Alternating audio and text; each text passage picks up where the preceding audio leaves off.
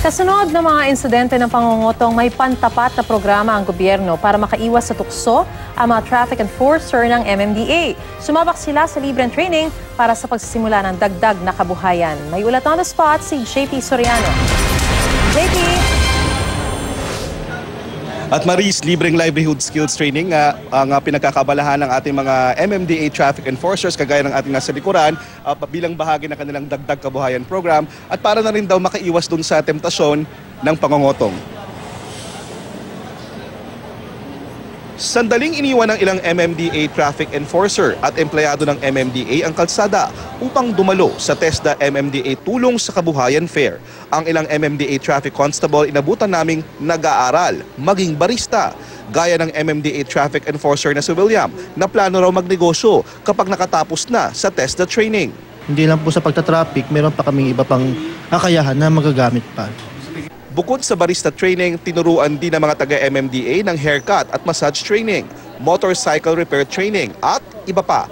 Ang TESDA MMDA Tulong sa Kabuhayan Fair daw ay inilunsad upang tulungan ang mga taga-MMDA na madagdagan ng kanilang income sa pamamagitan ng paggawa ng maliit na negosyo. Importante raw ito para makaiwas sa temptasyon. Ang goal po dito ay para burahin ang katiwalian o korupsyon sa lansangan.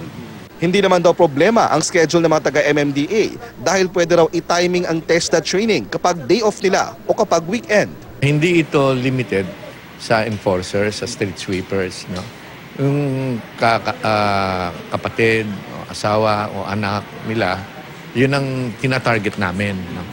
Bukod sa mga taga-MMDA, tuturuan din daw ng livelihood skills training ang mga asawa naman ng mga kapulisan at nagpapatuloy din daw ang livelihood skills training para sa mga dating drug users na napabilang sa Oplan Tokhang para sila raw ay makapagbagong buhay. Pero Maris, bukod dun sa personal na pagpapaunlad ng kanilang kabuhayan, ayon sa TESDA, itong mga ginagawa nilang livelihood skills training program ay makabubuti at makatutulong sa ating ekonomiya dahil nga nadadagdagan yung tinatawag na SME o yung Small to Medium Enterprises. At yan muna ang latest. Balik mo na sa iyo, Maris. JP, tanong ko lang, bukas pa ba yan para doon sa mga gusto pang humabol at taon-taon na ba nilang gagawin yan? Yes, Maris, bukas pa ito. May sa MMDA, hindi lang naman to limited din dun sa mga MMDA traffic enforcers. In fact, all MMDA employees, pwede silang mag-inquire sa kanilang mga departments. At bukas to, at yearly na rin ito gagawin all year round, Maris. Maraming salamat, JP Soriano.